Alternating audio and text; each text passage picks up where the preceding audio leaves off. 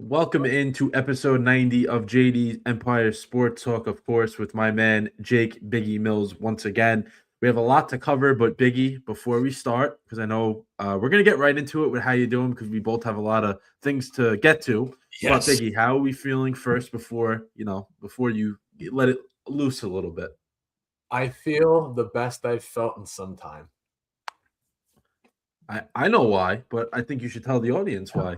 A certain someone is no longer in charge of calling plays, and I think that might have been a little too late to do that, but you know what? It's almost 3 months too late, in my opinion. Should have happened after that Bears game. But yes, the Philadelphia Eagles fired their offensive coordinator, Kevin Patullo. Yo, Jake Jones. They fired Kevin Patullo like they should have middle of the year. When you have an offense with that amount of talent and you don't work your guys to their strengths, you should not have a job. Sorry. But the reason why we lost that game, and you could blame Jalen Hurts. I've heard it enough. Okay, Jalen Hurts can't do this. He threw it into triple coverage. Oh, but there's no reason why we should have called 4 verts on that, right? Like, that goes on the play calling. I don't blame Jalen Hurts on that at all. That game was not on him. I don't care what anyone says. He threw some really nice balls. That game fell on Kevin Patullo and A.J. Brown. And you know what? A.J. Brown has no business talking to Nick Sirianni like he does and dropping clutch passes like that. There's no excuse for it. His personality's not working on this team anymore. We're going to take a massive cap hit if we get rid of him, so I don't think they're going to. But I wouldn't be shocked, or I wouldn't be mad if they did. I know he's one of the best receivers in the league, but he's become too – his ego has taken over to a point now where it's becoming unbearable, and it's clearly a problem with this team. And I can even start to question Sirianni a little bit. I'm a big Nick Sirianni guy. I think he's fantastic. I think he's a great coach. Everyone says that he does nothing. I disagree. I think he is, to have a season, be in there for 5 seasons now and not have a record worse than 10 wins. I mean, who's done that? Like, seriously, 2 Super Bowl appearances, 1 championship. Literally every year have made the playoffs, come out with a Super Bowl. I mean, no other coach has really done that. Let's be real here. But again, the issues have been, play calling. They have been. And finally, the reason why is gone.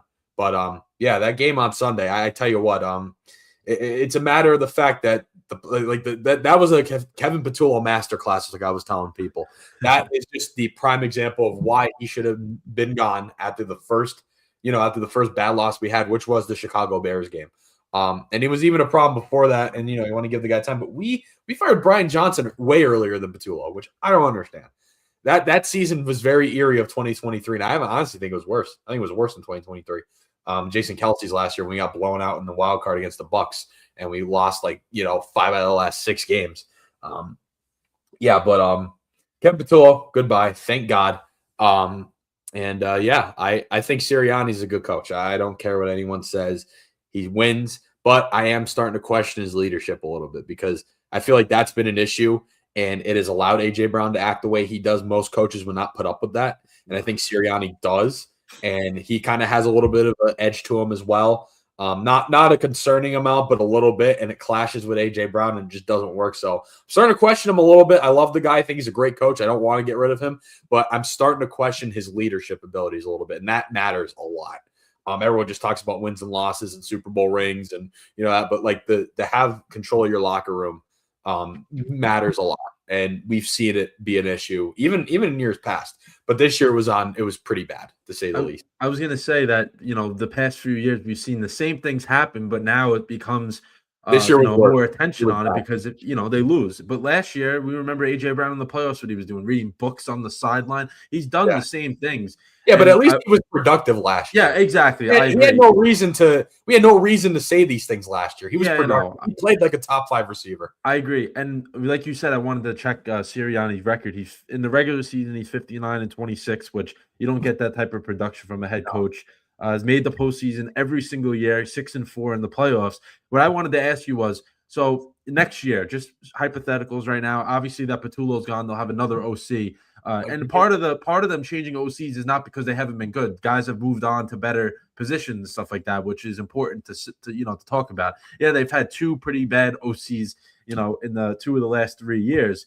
But along the way, they've had other guys become head coaches, which with Kellen Moore, Shane Steichen. So it's a little bit of both. Fantastic too, by the way. I mean, you got to give props to him this year. Yeah, Kellen Moore, very, very good. But I think that to me, from an outside, not an Eagles fan, I think that Sirianni has to nail this offensive coordinator hire. He has to do it with outside help, not anyone within this organization, because you never know. Next year, they have the same kind of situation happen, ups and downs, and they don't win in the playoffs again.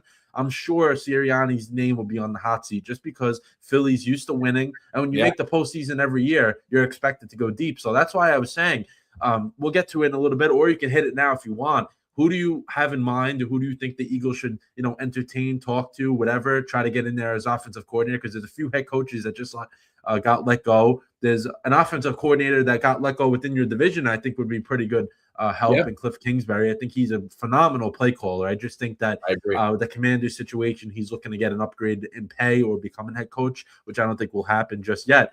But we saw what he did with the Cardinals. It's just he's just not an NFL. Yeah, he's definitely not a head coach. But you see what he did with JD Daniels in terms of getting him developed, which Jalen Hurts doesn't need that, but they need structure. They need to, with this offense has too many good players to look like the way they did. And it seemed like to me, I was like, what are they running the same 4 or 5 plays every single possession? Yeah, right. Mm-hmm. And here's another thing. I saw this from one of the Philly sports talk things when. An outsider, when a fan can tell what play they're about to run, that's when bad. You're not predictable, there's a problem. I've never played a down of football in my life, and I knew what they were doing before the play even started. Like I could just see, that's a perfect point you just made. If I could see that from my TV, imagine with the 49ers. Imagine what Robert Saleh had to do. Nothing. Yeah. And in my opinion, he's one of the best defensive coordinators in the league. And he was getting help. That's help right there, knowing what's going to happen. We gave him all that he needed. Yeah, but going back to that, I wanted to see what you had in mind of who you would like to be the OC, or because it could be a difference. You can want someone to be the OC, may not happen. So do a little bit of who you want, and then who the Eagles maybe realistically can get. Maybe if it's a little different, I want to hear your thoughts on that. So I would love Mike McDaniel. Yeah, I've been saying that. That's why I've been saying that since he got fired before the game on Sunday even. I would love Mike McDaniel. I think he would fit well with Sirianni, and I think he'd be able to get the most out of our players, which needs to happen. Like you said, with Cliff Kingsbury, he developed Jaden Daniels like he did. Jalen Hurts doesn't need that. We just need someone that's going to be able to get the most out of our talent. Out of the players, which Kevin Patullo obviously did not do. Saquon had one of the worst seasons ever. He looked like he did when he was on the Giants. AJ Brown, part of it I think is him and his attitude, but also still that can't happen. Jalen Hurts had a terrible season in my opinion. For people give him a lot of crap. I understand it. I get it. I do as an Eagles fan and a Jalen Hurts supporter since he got drafted. I get it. I understand. But again, I said it on my original show, NFL Playoff Pick'em last week. He's a winner. You know what I mean? He wins games, and I think that matters more than his statistics. Obviously, it could play a factor. This year, it played a big factor, especially in games when we played the LA Chargers and, we on Sunday against the 49ers and some of those really bad losses, like the game against the Giants, the first game when we lost. Yeah, Thursday night game. Yep. Yeah, turn the ball over as much as he did, But I think here's the issue with that. It's bad to say this about a starting quarterback and someone you're trying to vouch for to be a top 10, top 5 guy even, which I don't think he is. I'd say top 10. But this is horrible to say, but it's the truth. He's a winner. He's not a stat guy. He's not a guy that, you can rely on to throw a deep ball every play. It hurts me to say that because that sounds horrible. But it's accepted. Like everyone understands that. He wins. He wins games. He's a winner. It's accepted. And when you have a quarterback like that, you shouldn't be running the plays that Kevin Patullo was calling. That was the issue I saw. Like, obviously the struggles were everyone saw that, but if you look at it a little deeper, I don't understand why we were trying to get AJ Brown deep every time. And some people disagree and they're like, "Oh, they should do that." No. Do you see how big AJ Brown is? His frame. You want to get a guy like that in space. Run slants with that guy and get him one-on-one with any linebacker or any guy in a secondary. He's winning that battle. That's just the nature of it. And every time we did, it worked. You know what I mean? Like throwing him, deep, it just doesn't work. Do that with Smitty. Do that with Devontae Smith. And then where was the option all year? That's what I want to know. We saw it a little bit more in this game, but in the 49ers game, but all year, where was the option, right? We didn't run it at all. Wasn't there. And a quarterback where that is his strength. That is what he does best. I know he can throw too. I'm not saying he can't throw at all, but if you're going to have him throw deep or 40, 50-yard passes every play, obviously you're going to have some struggles. And then when your offensive line is depleted, you try to run Saquon Barkley up the middle behind Fred Johnson and Tyler Steen and even Cam Jurgens. Cam Jurgens did not have a great season either. And then Dickerson was out with injuries. Mailata probably played the best this year. Johnson played the best, like Lane Johnson when he was in there, but he wasn't like much at all. We had Fred Johnson and Tyler Steen on the right side, and then Jurgens. Yeah, you know how I feel about him. I can't stand him. People think he's great. I'm just like, no. You got to watch him. You got to watch him actually play. You know what I mean? But yeah. So yeah, again, just we need a guy that is going to use the players to their abilities. I saw Brian Dable as a possible candidate as well. That wouldn't be the worst thing either. Be too bad. I mean, he did some good things in Buffalo before he was with the Giants. And then Kevin Stefanski. He's another guy. Those are the three I'm seeing: Stefanski, McDaniel, and Dable. I want Mike McDaniel. I think he's the best fit, but I don't know if we'll be able to, get him. I don't know if it's going to happen. They might take a guy that hasn't been a coordinator. I just think that might be possible. But I'd love to see Mike McDaniel. I think they need to learn that hiring within the team and hiring outside of the franchise and someone who has been proven to be an OC like Kellen Moore, like Shane Steichen, it works because those are the best years that we've had. When we had Brian Johnson and Kevin Patullo calling plays, it just doesn't work. You know what I mean? So yeah, that's what I have to say about it. Yeah, I like those names you came up with. I think Stefanski probably won't happen just because he's going to be a head coach. Yeah, he's definitely going to be a head coach. And Dable might not come. He might not stay in the division. He might go elsewhere. Yeah, I've been hearing with Dable a lot with Vegas, him being the OC in Vegas, which with potential Mendoza being the quarterback, if they that would work. We talked about that last week. That would be good for them. The NFL, I think that would be a good fit for Kingsbury maybe too. Yeah. Possibly be the OC for the Raiders, do what he did with Jaden Daniels with Mendoza. Right. I think that could happen. I don't know because I know Kingsbury was considered last time Vegas was looking for something and he turned it down. So I don't know if that could, be a problem. Maybe with the circumstances of having a rookie quarterback in there. Could be different. Yeah, it definitely could be different. Depend on who they hire as a head coach too. Exactly. That's another thing. That's going to play a factor too. 100%. And that leads us right into I'll do my how you doing a little bit. Probably it'll probably be now just because of what has happened with coaches being let go and we still have our dumb coach. But Mike Tomlin has parted ways with the Steelers. The parted ways is just a nice way of saying that he has been fired. We all know that. You just don't want to say no, they don't do that. No, Steelers don't do that. They say the coach has decided that they mutually agree to part ways, but we all know that's not what happened here. Mike Tomlin, after 19 seasons with the Steelers, never had a losing season, has not won a playoff game in 9 years. So I can understand when a team is that successful every single year, they expect greatness.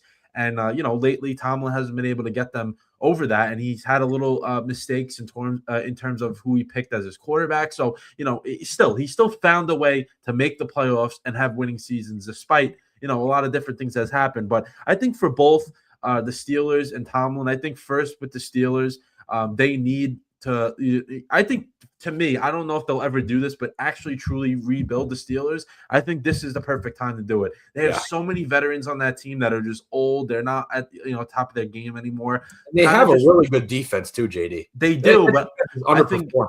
Biggie, I think it's more of not underperforming. I think it's the fact that they're actually old and they're on the decline, which is tough to admit. Someone like Hayward on the decline. TJ Watt, I think.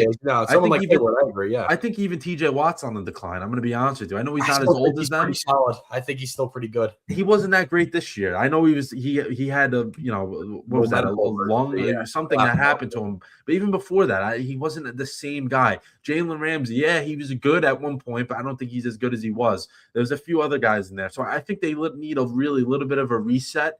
And then for Tomlin, I think he can jump in. He may not do it right now. He might take a year off, but I think Tomlin could jump right in and coach for any of these teams. And if you're a team that hasn't won in a while, or you're a team that thinks you can get, a little bit above what you've been at, he's the perfect guy, man. He is the perfect guy to go in there and win ball games for you. Like I've been saying this, since it happened, even before it happened. I think we expected Tomlin to kind of part ways or whatever you want to call it. Especially for I know the Jets are not going to do this, so that's why I wanted to bring in a little bit of how you doing now as well. Not only for the Jets, but for me, at least, I should say, for the Jets, if you're not considering getting rid of Aaron Glenn for Mike Tomlin, or at least calling the anyone, guy. Or anyone, for anyone. How about any of the freaking coaches that are out there exactly, right now? Exactly. That's my point. I'm sorry. We'll go through these names real quick. I don't mean to cut you off, but you're good because I feel your pain. We're going to go through the list of every single NFL head coach that was fired this year. You ready for this? So, New York Jets, you're stuck with Mr. Aaron Glenn, apparently defensive mind, 0 interceptions. You ready for this? John Harbaugh out there. You have Kevin Stefanski out there. Mike McCarthy out there still. He's considering coming back, right? Well, I'm going to be honest with you. He doesn't get the same love that Mike Tomlin and John Harbaugh get, and he has literally the same resume.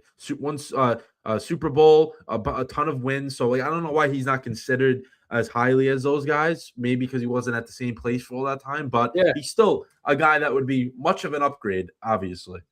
Anyone would be, man. I don't know what they're doing. I really don't. I don't get it. And the fact that where they're at. The fact that now we have 9 teams that are looking for a new coach, and these are teams that have made the playoffs recently, made the playoffs this year, and you're still not. It's ridiculous. And it frustrates me because you obviously know that any of these guys can be an upgrade. I don't know if it's at the fact that Woody Johnson's a clown. We all know that. But is it the fact that he knows? I think for Woody Johnson first, and then I'll get to the second point I wanted to make there. He wants to control the head coach. And he knows if he has a guy like a Mike Tomlin, a John Harbaugh, a Mike McCarthy, he can't do that because he wants to micromanage every single thing that head coach is doing. Because look at the head coaches the Jets have had. Keep it down like Aaron Glenn around. Exactly. He loves Aaron Glenn. Yeah. You want to know why he loves Aaron Glenn? You want to know why he loves Aaron Glenn? Because he can tell Aaron Glenn exactly what he wants him to do, and Aaron Glenn's going to do it. Robert Saleh, same thing when he became the head coach of the Jets. He never had experience. So, obviously, he's going to listen to the owner because this is his first crack at being a head coach. So, yeah, you're going to do that. If it's a guy at that level, Mike Tomlin, John Harbaugh, Mike McCarthy, those are guys that are going to say, I'm doing it my way. I've done it before. I've had success. And that's the problem, I think, of, the Jets and an experienced head coach is that the guy that's experienced doesn't want to walk into this because he knows how annoying and the way Woody Johnson is, and Woody Johnson wants control. It's a bad mix. But the fact that you're not even considering calling these guys and being like, we'll give you literally whatever you want to turn this around, and you're not even considering that, at least call the guy, call him and be like, are you interested? I don't think Tomlin is going to coach this year, but he should. He should be a guy that gets in there. I agree with Gregory here. I don't think he's going to. I heard that he's going to be an analyst. That's what I heard. He's going to go on TV. But for the year, and he'll be back in there next year, which similar to what I don't know. I don't know if he'll ever coach again. Genuinely, he should though. I don't know if he will. I mean, he's only in it, he's still 50s, so he's not because if we remember, he became the coach of the Steelers at a very, very young age, so he still has time. And I think for him, he should be like, yeah, I know that, I kind of wanted to leave as well, but he should be like, I want to win with another team. And I think he can do it. I feel like he can. I understand some Steelers fans get frustrated the fact that we should move on because we haven't won a playoff game in a while. But then there's other teams out there that he should be Uh-oh. have a winning season. I would cry if my Jets had a winning season and made the playoffs. They say you need that. Oh, he's cutting out again. Uh-oh. We're back. They say you're back. You're good. You're good. Yeah. It kind of froze on me.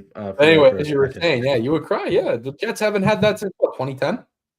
Yeah, we haven't had a winning season since 2015 and the playoffs since 2010. So I know it sounds like I'm whining like a 5-year-old, but I think that Understandable. Coaches available, coaches that are available like this don't just come around all the time. Like, these are guys that have done it before and they've done it at a very high level. And I know this is what's going to happen. Typical Jets way. Glenn is either going to get fired during the season because they're going to be terrible to start, or he'll just be fired after the year. And next year's head coaching cycle is just going to be guys that never did it before, or guys that are really shouldn't be a head coach again, but you get a second chance because there's not a lot of names out there. Just avoid that. Cut bait, admit that you messed up. There's been plenty of teams that have gotten rid of their coach after 1 year, and they've, it's worked out for them. Or even if it hasn't worked out for them right away, it's worked out for them a few years after. Like, it doesn't have to be, oh, he's only had 1 year, we have to give him a chance. Like, it's got to stop. They gotta have grow a set and just be like, you know what, we're gonna move on and we're gonna try to get one of these guys. But I think it's not just. I think I'm giving them the benefit of the doubt as well, like in the fact that guys don't want to come here and coach, but it's also, it doesn't hurt to try. It doesn't hurt to try to see what these guys, would do. But it is what it is. But Tomlin will be gone, and if a team does want him to come and coach for them, they do actually have to trade for him, like similar to Sean Payton. And Denver had to trade a draft pick to get Sean Payton to New Orleans. So that similar thing would happen, but I don't think that would be a big deal for anyone. You want a coach like that, you're going to give up whatever, probably a high, second round pick, maybe first round pick. We've seen that happen. But you would think. We'll see. But I'm curious to see what the Steelers are going to do. I want to see what approach they take, because usually they hire guys to just coach for the future, but I don't know if they're going to do that this time. I don't know. We'll see. Yeah, I saw that they are looking at maybe hiring Brian Flores. Maybe I think that would be a decent hire. I think they need a defensive-minded coach. I think people might disagree with me, but I think they need a defensive-minded coach right now. I think they do, because I think their defense is more talent than their offense is going to have. I mean, they have a great group of receivers, but who's your quarterback going to be? Because I think we all know Rodgers is probably going to retire, and if he does, he might not even return to the Steelers if he continues to play. But I think not now. I think he's done. I think he's done. So you know who your quarterback's going to be. So I think you need to go defensive mind at head coach. Yeah, well, we'll see. We'll see what happens. There's plenty of guys out there, and I don't even know. They just need I think a philosophical, like, just remaking of what they've, because they play. Listen, it's work. They made the playoffs, but the way they play is not going to be. You're not going to be able to win a Super Bowl. We know that. So I think they need just a different thinking around there. And it's like when you tell me, calm down, Biggie. The Jets haven't won more than 6 games in 15 years. When there's a standard, there's a standard, and when it's not being met, you have to do something about it. You know what I mean? Like the Eagles just did with Petula. There was a standard that was not being met in the slightest. So and they get rid of him. I totally get that. Their franchise, the way they are, they should be Super Bowl, in the Super Bowl, at least in it, and not a first round exit, right? That's a team that could have. I feel like they could have won a few more Super Bowls with Big Ben, and even. I even argue like the last, even the 2020 season, man, that collapse they had, and they lost to Cleveland in the first round. I mean, come on, those were years where they could have easily won a Super Bowl. They had the talent for it, but obviously something had to change. You know what I mean? Yeah, definitely. And I, coming from someone that doesn't have a team that, wins regularly, that's why I say, like, oh, the Eagles, you guys win. So but when you win like that, yeah, you're going to expect it to be better and better every single year, which I don't get to experience that. Well, opposite ends of it, JD, because when you complain about Notre Dame, I'm like, hey, my team hasn't been relevant since I was brought onto this earth.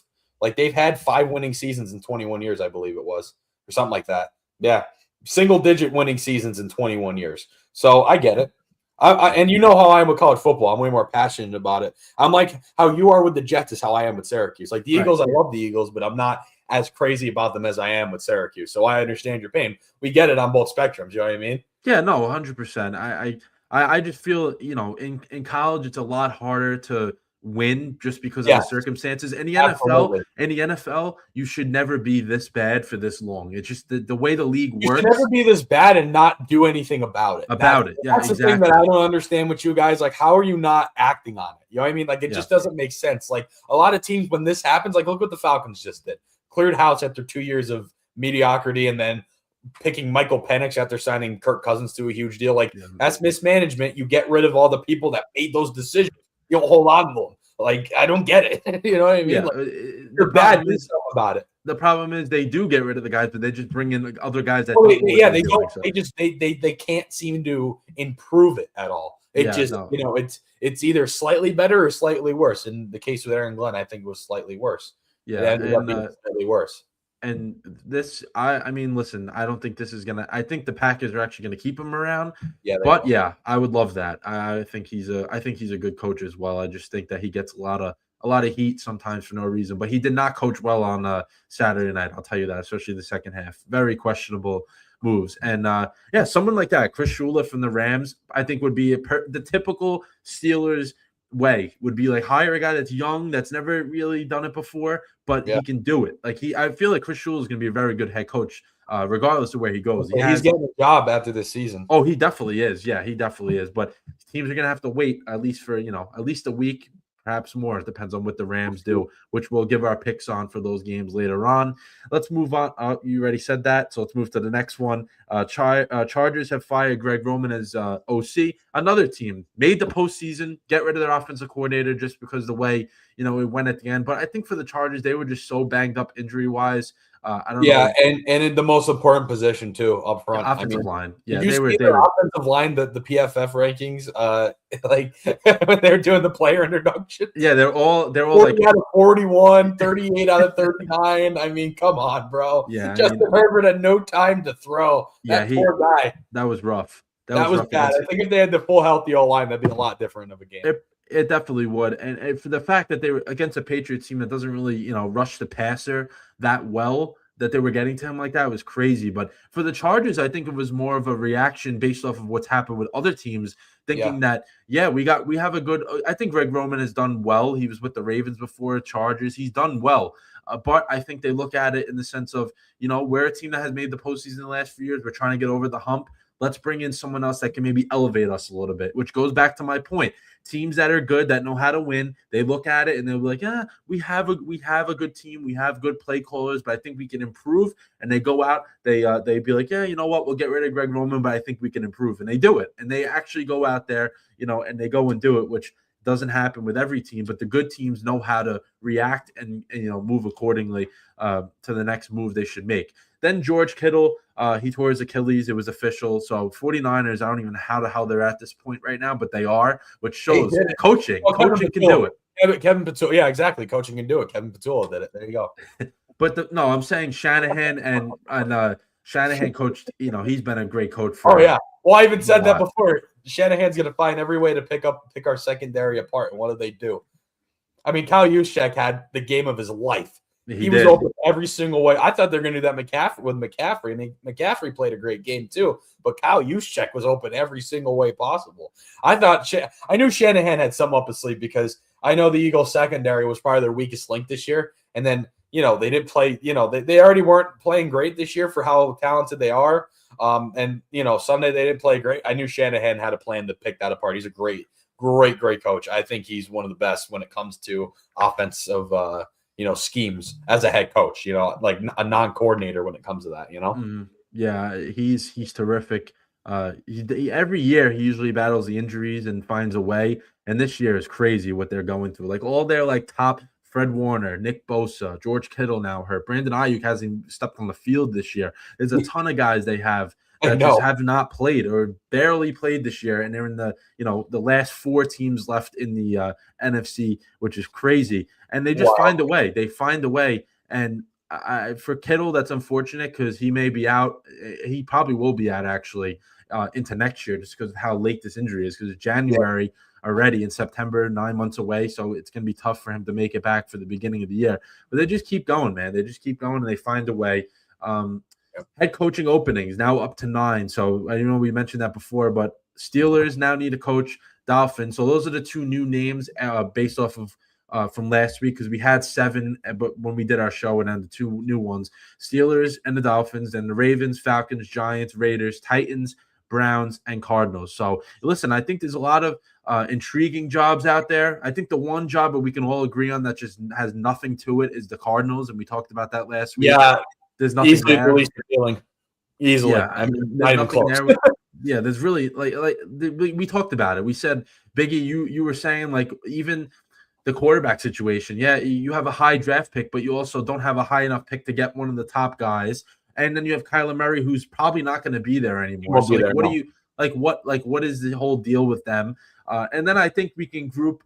We know we did our rankings last week, but we do it a little bit different. I think the Browns, Titans, and the Raiders are probably in the same category in terms of jobs. I had the Browns the Raiders a little harder than you did, I think, right? Yeah, you did. We had the Raiders and the Browns switched. I just felt because the Raiders have the top pick and Tom Brady involved in the franchise. I just think, back to that, like, I just think the Browns, like, how Shador played this year, and then that defense was pretty solid. So you have a little more to work with. I know the first pick is definitely appealing, but I just think there's going to be more to work with in Cleveland because they're probably going to get rid of Max Crosby, I think. With Raiders, yeah, it didn't seem like he was too happy with the way the year went. And then with Shador, with the Browns, it depends. The coach can come in there and be like, yeah, you know what, I like him, but I don't think he's ready just yet. They also have, if I just saw this last week, Deshaun Watson has to literally be on the team next year just because of his money situation. So I wouldn't be shocked if he even starts in the beginning of the year, which is crazy. I totally forgot about him because he tore his ACL, twice in a row now, and he'll be back. So he could probably start for them. And then Shador can maybe come in after. They have a lot of question marks, but the defense is very good. I agree with that. And then I probably would put the Giants, Falcons, and Dolphins together. And then I would probably have the Ravens and the Steelers just because of the history of the franchise. Yeah, storied franchises. Yeah. I think that's how we can, group them together. And then, like we said, with the Falcons, Giants, type of thing, because both of those have intriguing pieces. They just need to be unlocked, as a whole team. But let's recap the wild card games, and then we'll preview the divisional round, which I cannot believe we're already in the divisional round of the postseason. It's ridiculous how quickly this season has gone. But first game, we had the Rams against the Panthers. Rams did win the game 34-31, but that was an incredible game back and forth, similar to what it literally was a few weeks ago. It was the same type of game, except that this time Stafford had the game-winning drive that he didn't have the first time they played. And I take it this way. I just think that the Rams have potential to win it all. I just don't think this matchup with Carolina was very good for them. I don't know what it was, but I don't think it was.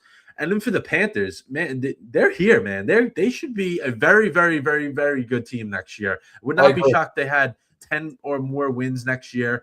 They have the pieces. They're only going to get better.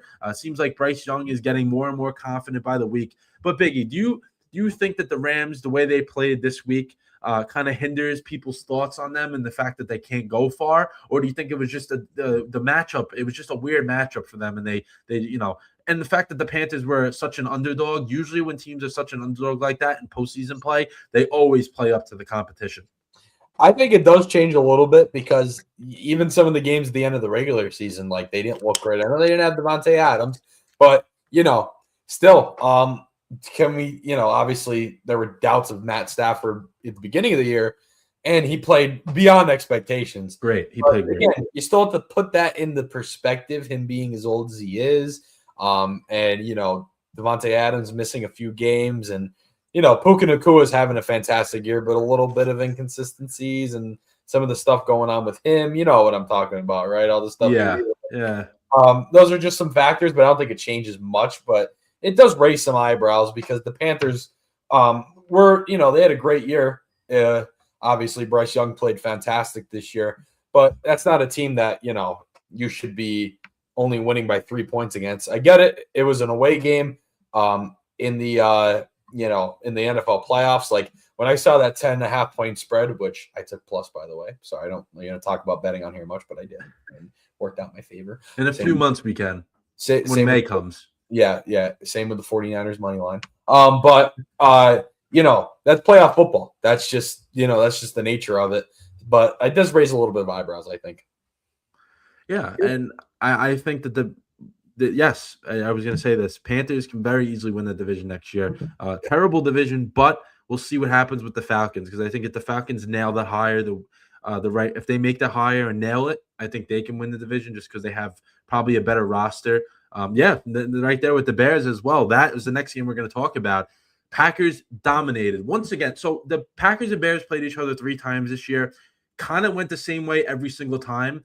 The Packers dominated until the fourth quarter. The Bears, the first time they came up just short. Second time they won, and now of course they won again.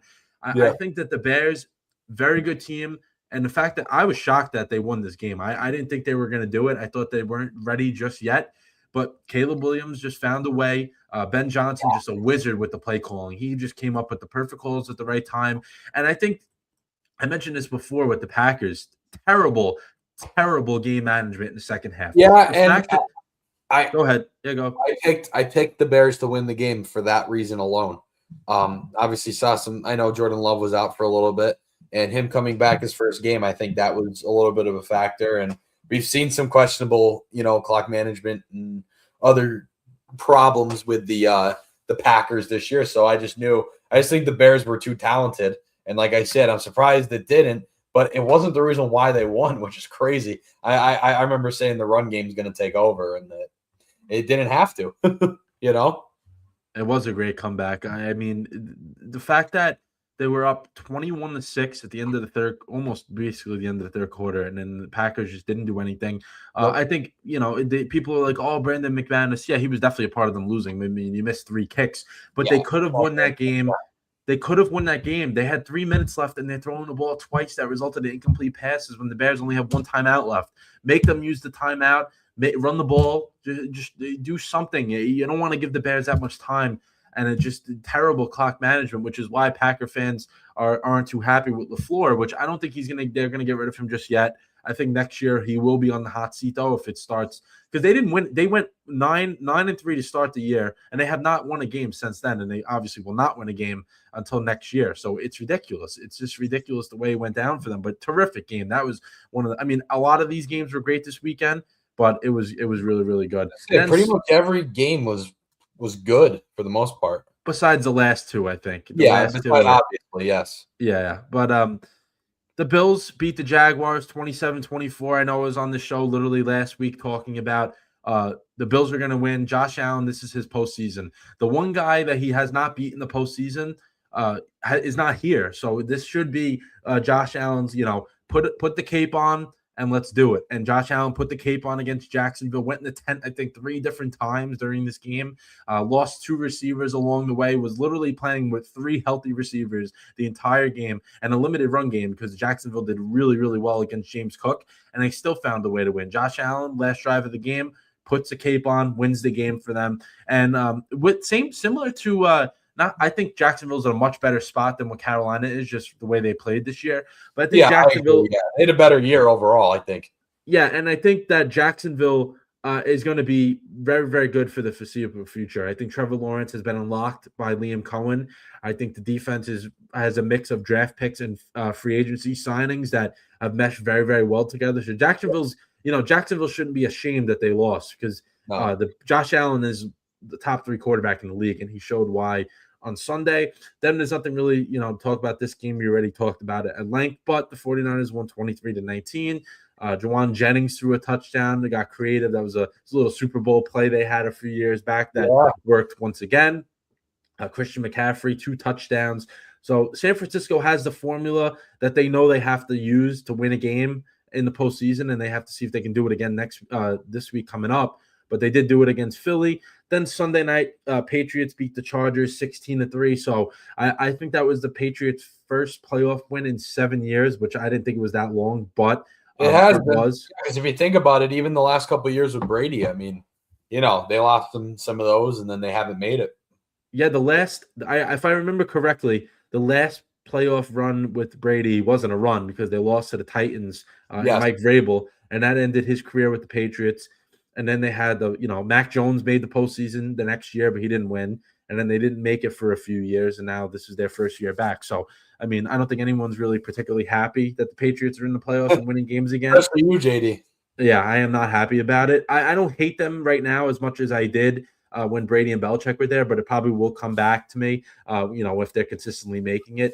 But still, Patriots go out there, dominate. I think this was expected. I think people, like I said it last week. I know Biggie agreed with me, but I said I had the most confidence in the Patriots winning out of any of those teams. And people were like, "Oh, what are you talking about? What are you talking about? The Rams are playing the Panthers." I had more confidence in the Patriots winning that game than the Rams.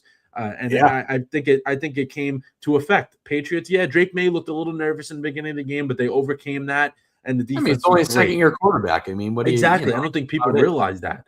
I think he plays and acts older than his years in the NFL. Which, when you're that good, of course. Yeah, and I think Biggie over time it can only get better for the Patriots. I think so too. We'll see. And I do think that Mike Vrabel. Terrific coach. As much as it pains me to say, he is a very, very, very good coach. He's awesome. And we'll get to the preview in a little bit, but I think the Patriots do have a tough draw this week. Let's put it that way. Then last night, Houston ended the Mike Tomlin era with the Steelers 30-6. The Houston defense is no joke, is a reason why they haven't lost since October, and they put it on display last night. CJ Stroud played terrible, and they still won this game by 24 points, and they played awful. And I'll say it after we're done. I'm going to do it after we talk about this game, but I have a hot take that I want to throw out there, and kind of it will go into our picks. I guess if we're doing picks, like not give like we did last week, but I'll give a hot take. But all right, the only thing I wanted to add to this was that the Houston had 3 turnovers and the Steelers only got 6 points off of it, which was the writing on the wall there. It was seven. Yeah. It was a 7-6 game and late in the third quarter, and you're like, man, if the Steelers can just get 1 touchdown on the board, I think they can win this game. Yeah, which just was frustrating. And Rodgers, it wasn't all on him. He just had no time to throw, and he can't move like he used to. And the receivers he had, the Adam Thielen, he's washed up. We know that. Marquez Valdez-Scantling washed up. Calvin Austin. For the love of God, Arthur Smith, why are you calling deep throw go routes to Calvin Austin? He's 5'8". Right. Yeah, he's another OC that's not very good. Arthur Smith, is terrible. Oh my God, he's bad.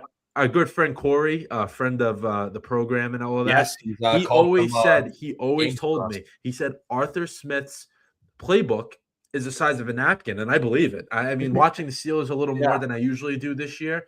I watched because they were on primetime a lot, and I got to watch them in person in week 1, which is one of the best games they had all year. Yeah. Besides that, the playbook was very limited. They didn't do much. And last night, I felt like they should have committed to the run game a little more than they did, and they didn't. And especially when the game's that close, got to try it. And that was the issue that we brought up last week. If they pressure Rodgers, it's over. And clearly we showed that. I knew like that Texans defense is legit, man. It's ridiculous. Very good. Right? You know when there's a good defense when it does not matter. Front 4 can come out of the game. The first 4 guys that come out of the game, they put in another 4, and there's no drop off. It's ridiculous how talented and deep they are.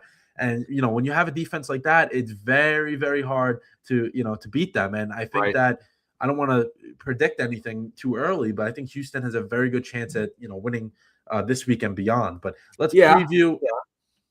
Let's preview. I know. What was your hot take? You want to give it now, or do you want to wait? Because we're going to preview the game. We'll wait. Okay. Depends on what game you're about to say first. Okay, so we're going to preview the games in order, starting Saturday at 4:30. So the Bills will play Denver. Josh Allen, one of those moments again. I think he's going to do it. I don't want to, say it too early, but I think the fact that Josh Allen is going up against a team, Denver, really good defense. We know that tough environment, but Bo Nix and that offense, will they be able to do enough? I don't think they can right away. I just feel that Denver won the games they've won this year. I think the fact that Bo Nix was, you can score a ton of points when your defense stops everyone and gets you turnovers and leaves you short fields. I don't think Josh Allen is the type of guy, we all know this, that is going to give the ball away. Oh, you know what? I'm going to throw a pick here. Yeah, he may throw a few picks, but he's not going to do it where he makes mistake after mistake, which Denver takes advantage of. Especially in the playoffs. Exactly. His playoff stats up there in literally NFL history. He's up at the top with these these stats he's putting out there. So that's the thing. Denver, yeah, you can play complimentary football and you can win like that. But the defense is just, I mean, the defense is great. I just don't know if the offense is ready to play at the level the defense is playing for Denver. Then Saturday night, we got the 49ers versus the Seahawks. Can the 49ers, who at this point probably have 8 fingers on their hands because they have nobody left, but can they do it? We'll see. Seahawks have not played since the last game, which was against the 49ers, so we'll see what they look like after a bye, which is another thing you have to take into account. Denver and Seattle, 2 teams that are inexperienced in the playoffs coming off byes. Biggie, we saw this in the college football playoff. All those teams that had byes besides Indiana looked like they didn't practice or play for years. All right, and so that's been the theme since this 12-team playoff format has started. Indiana is the only team to not do it, which is a credit to how great they are. But that's that's just how it is, and we've seen it in the NFL before. It's not uncommon in the NFL to see that. Yeah, I was gonna say to see a 1 seed lose. It's not uncommon. Yeah, it happens quite a bit. It's not. It doesn't happen as frequently as it has been in the college football playoffs as of late. But it does happen. It does, and when we're on the topic here of the Saturday games, let me put out something here that let's see if our viewers and you agree with. I think the Buffalo Bills have the easiest path out of any team in this playoff bracket to win the Super Bowl. I think they're the easiest path out of any team, and I'll tell you why right now. So they just beat the Jags, who obviously I think that's going to be their toughest game, to be honest with you. Go into Denver, get it, tough environment, but have you seen Denver's offense perform well this year? Have you seen it? Consistently, not consistently. Okay. All right. And have we seen the Buffalo Bills, despite Josh Allen not having a true number 1 receiver, still produce on offense? Yeah. Okay. There you go. Bills win that one. Okay. And let's say hypothetically that the Patriots beat the Texans. You run into an inexperienced quarterback like Drake May, what's going to happen? And also, hey, let's look at Drake May in that first half against the Chargers. What did he do? Tell me, what did he do? Not well. He did not do well. And the ball over what? Twice? Let me help you. Yeah, he did. I was going to say, let me help you out with your point here. The Bills already did beat the Patriots, and they played 2 great games. Right. So they've done it. They've done it already this year. Now, granted, if I'm a Bills fan, I would rather play Houston than New England. You think so? Division rival. It's a division rival. They're too well known with each other. They're too well known with each other. I would rather play the Houston Texans, and I'll tell you why right now. Obviously, that defensive front is fantastic. They should beat the Patriots, I think. They're going to get to May, I think, personally. So let's say we have Bills Texans, okay? I don't know about that one, but I'll let you finish. I'll jump in after. I'll jump in after. So they may be able to stop James Cook. I think they could. Their defensive line is way, way, way too good not to. But we've seen Josh Allen be able to, get guys like Khalil Shakir and other guys like, get them to actually do something, especially in the playoffs. Now, here's where my thing comes in here. Bills and Texans. I would rather play them because would you rather go against a team like the New England Patriots, who you've seen already, twice this year, right? They've seen them twice. Twice. And a quarterback and an offense that can actually play well, because I think the Bills' defense is pretty good. I think Matt Milano is one of the most underrated players in all the playoffs right now. But would you rather have, if you're the Buffalo Bills, would you rather play against a better offense or a better defense? Think about that one. What would you rather see? Would you rather, have to fight against a tough defense, or would you rather try and overcome a good offense? Just tell me that one. What do you think? To me, I really rather see the Patriots, and it's because Allen's kryptonite. He's not good against Houston. And let me read you. I wanted to pull this up. And that's another point too. They already beat them this year. Houston beat them this year, right? I understand that, but a little familiarity there too. That's true, and that's why I'm saying if you're a Bills, if you're anything involved with the Bills, I think you'd rather play the Patriots just because Allen is not good against Houston. This year when they played them, he was 9 for 30, 131 yards and 1 touchdown. Yep, last year, same defense of Houston, literally the same defense. He went 24 of 34, no touchdowns and 2 picks, 200-something yards. So the last 2 years he's played Houston on the road, which this would be the case again on the road. You're right. He has looked really bad against Houston. And I think that the fact that listen, I feel the divisional aspect actually makes it better for them because they're so familiar that they would want to play a team like that. And with Houston, the fact that he doesn't play well against them, that can still translate in the postseason. I know he's been really good in the postseason. I don't think so, man. Playoff Josh Allen's different. Those games are regular season games. I get it, but that defense is still the same defense. That's what I'm saying. I don't know. I'd rather go against with a team like the Bills. I would much rather play against a better defense and a better offense. I think the Bills' strength is how good they are, how good Josh Allen plays in the playoffs. So in that situation, I would rather play a team that has a worse offense because you could stop them easier. And I get it, the divisional aspect. I get your points. I agree, but I just think I would rather go against CJ Stroud than Drake May. That's my opinion on that. And I think whoever they play in the NFC, they're beating right now. So I think it's gonna be the Seattle Seahawks. I'd just give that away. I'm sorry, but again, I think it's the easiest road, and I would rather play CJ Stroud than Drake May. I'm just saying. I know the divisional thing. I know how Josh Allen does against the Texans, but it's not playoff Josh Allen. And the Texans, I would rather play against a quarterback that I think is going to play worse than another. So again, I'd rather have your defense go against CJ Stroud than Drake May. That's just my opinion. I think Drake May's better than CJ Stroud. I think the Patriots are more of a threat offensively, and I think that would be an issue for the Bills because I think if the Bills played the Patriots, they wouldn't be able to stop them. I think it'd be a shootout game, but the Patriots would just take over offensively. That's just my opinion. You know what I mean? I would rather them struggle to put up points, but be able to hold Houston to nothing. You know what I'm saying? Yeah, I know where you're coming from. This might be one of the best debates we've had so far because I love what you're saying. I know where you're coming from, and I think that both sides can be right on this. I agree with you. I think I agree. Like obviously this year, we remember that game against the Texans on the Monday Night Football. Like God, Josh Allen looked like he did probably in high school. Yeah, I saw Josh Allen going against the Texans, man. Oh my God. Yeah, it's tough, but like you said, the point that I agree with.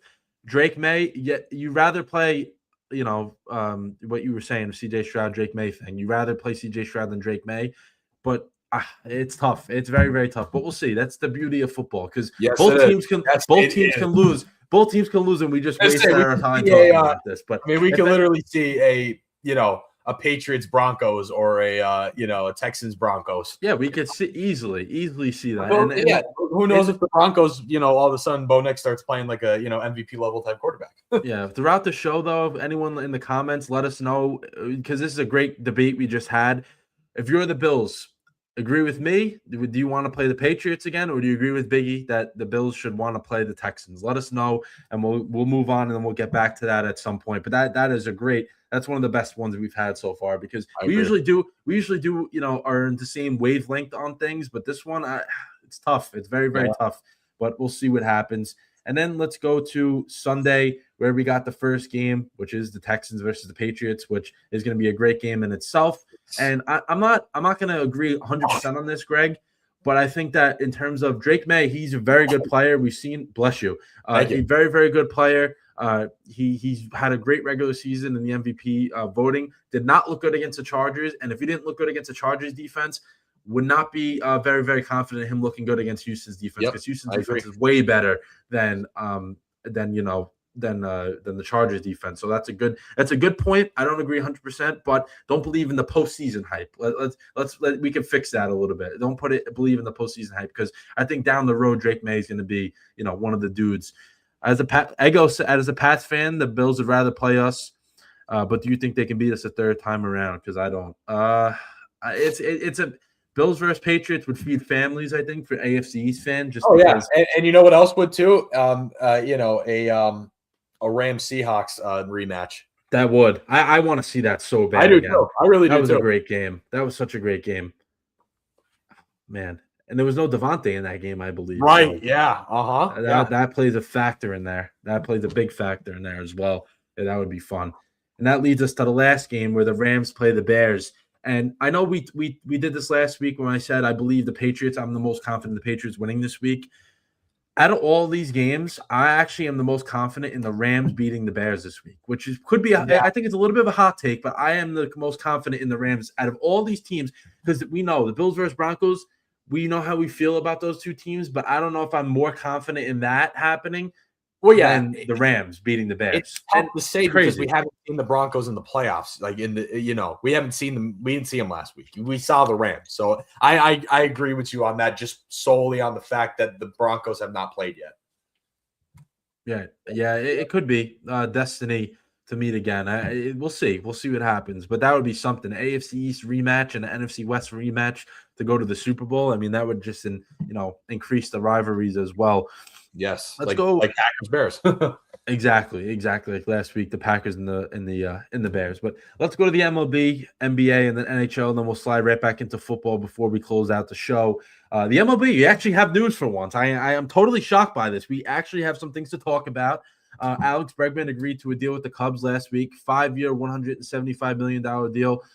From reading and just being a baseball guy, perfect move for the Cubs. The one position they lacked last year was third base, and they got a perfect guy for it. People are saying, oh, you overpaid for him. But for a player like Bregman, you could overpay a little bit for it because he's going to be productive. He's a good leader. He's a very good in terms of being a leader. And the Cubs, that was the one position you looked at them last year. They had a revolving door at third base. Cubs were a playoff team last year. They weren't bad. And that's a really good move for them, especially with Kyle Tucker, which we'll get to him in a few bullet points. But Kyle Tucker probably not going to be back with the Cubs. I would expect it. So Alex Bregman, really good piece to bring in there if you're Chicago. Other MLB news: D-backs bring in Nolan Arenado. So the Cardinals have been trying to trade him. Biggie, I actually didn't. I didn't realize this, but I kind of knew it.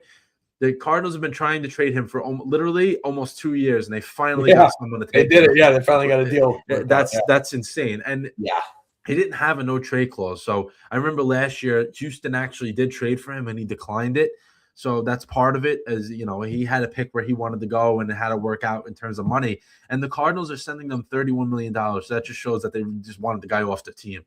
So, I mean, Arenado, he's still going to be productive, but not as what he used to be. He was great with the Rockies. Not the same guy, but he'll still be, he'll be good for the D-backs. Then Cubs make a little bit more news. Edward Cabrera, young, talented pitcher from the Miami Marlins. He's going to the Cubs. They gave up, a little bit of a hefty price, but good guy to bring in there. I think he could be a future ace. I just don't know how, how much production you're going to get. I don't know. We'll see. Yeah, we'll see. Well, that's the beauty. That's the beauty of trades because, you're giving up a prospect that hasn't even played in the MLB yet, and you're banking on him being better than what you're giving up, which is great, in terms of baseball. And then Kyle Tucker has some offers on the table. They said from the Blue Jays and the Mets, both teams offering over $50 million per year. I think both teams are actually in the same ballpark of years as well. I know the Mets won't budge from that 3 to 4 year range, so we just have to hope the Blue Jays don't. I'm saying this from a Mets fan perspective, obviously.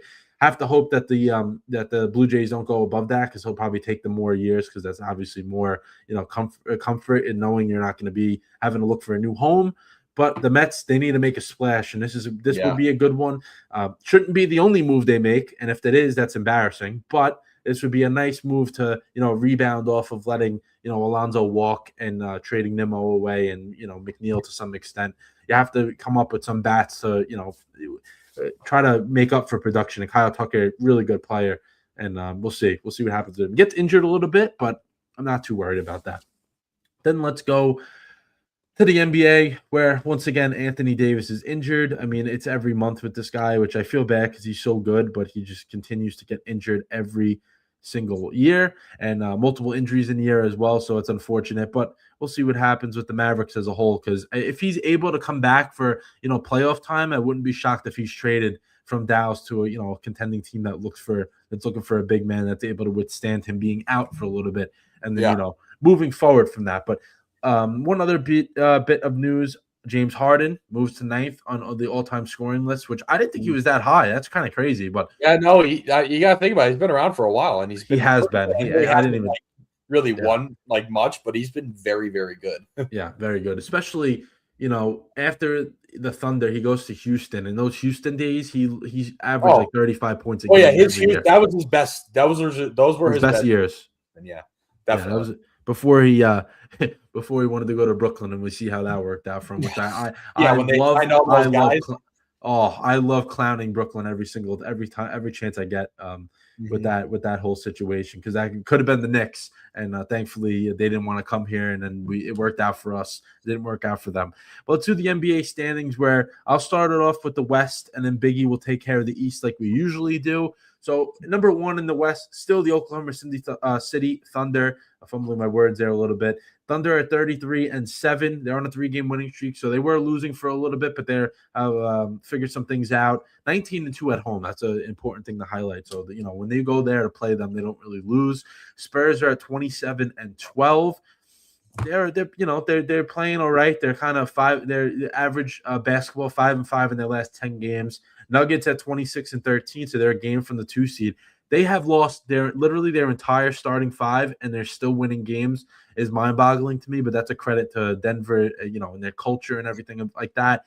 Then the Timberwolves at 26-14, they're game and a half from second, only a half out of the 3rd seed. So Minnesota, there he is. I agree. Thunder fully healthy. He's a big Nuggets fan, so Okay. Denver fully healthy. They have what it takes. And I think they could beat the Thunder. They took them 7 games last year, if we remember. I think they can, they can get them this time. And if they make a move or two at the deadline, that would be something as well. But Denver, listen, they can withstand the injuries when they get the boys back, especially Jokic. They're going to be good to go. Then we talked about Timberwolves. Then at the 5 seed, the Lakers, 23-14. They've lost 3 in a row. The fact that the Lakers have a coach, that JJ Redick, who literally was one of the most prolific 3-point shooting shooters ever in NBA history, and they have a team, Biggie. You know what their 3-point stats were last night against the Kings? What? Do you know? 8 of 36. 8 of 36. Yeah, it was bad. I saw that. They lost to the Kings. Yeah. 8 of 36. I was on ESPN last night. I was watching it before going to bed. I saw that. Oh my God, yeah. That is actually ridiculous that they went 8 of 36 from 3. And yeah, you have Luka, you have LeBron, you have Austin Reeves. Yeah, he can make threes, but he's not, a guy that you rely on to consistently make threes, because he can score at every level of the game. And with LeBron and Luka, they're not making threes. So that's just unfortunate. They need to get some shooters there, because JJ Redick's going to lose his mind. I think he's a really good coach. I don't know what the hell they're doing. They can't make their shots, but I think they're going to start falling down a little bit in the standings. Then we had the Suns as your 6 seed, 24-15. I watched them play the Knicks Friday night, and when they had Kevin Durant there, they always looked like they were lacking in energy. Nothing against Kevin Durant. I just don't think that group vibed together. This group that they have, they brought in Dylan Brooks, who, mixed feelings on him. Grayson Allen is there. Devin Booker being the guy.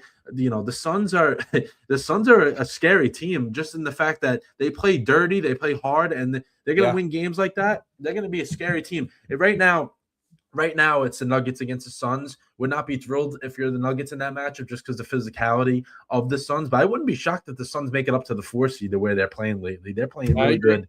Yeah.